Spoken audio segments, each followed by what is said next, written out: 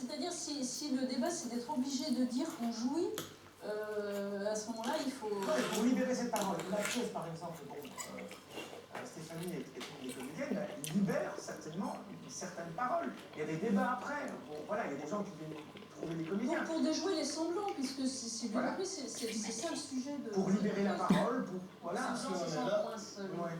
Vous avez dit un mot, on va peut-être conclure Les gens là-dessus. sont moins seuls. Mais vous avez parlé de solitude. Les gens sont... C'est pas rigolo, je vous confirme. C'est dans une solitude qu'on est chacun par rapport à tous ces problèmes-là, par rapport au manque de, voilà, manque de communication, manque de paroles données et reçues. On n'est pas forcément tout seul, mais ça peut arriver en tout cas que la rencontre avec une œuvre nous fasse nous sentir moins seuls. Et c'est vrai que comme le dit Dan, comme le dit Corinne, etc., il y a des moments où, quand on lit, quand on voit, quand on entend, eh bien, ça nous accompagne et ça répond à Moi, si toutes j'avais pas eu ces ça à 12 questions. ans, je me serais suicidé. Mais oui, il y a... C'est aussi simple que ça. Donc l'orgasme en soi, c'est un truc banal et c'est assez court. Enfin, je parle pour moi. Hein.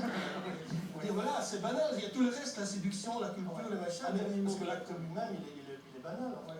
Mais on parlait tout à l'heure de la différence entre la liberté sexuelle et le libertinage. Peut-être que c'est la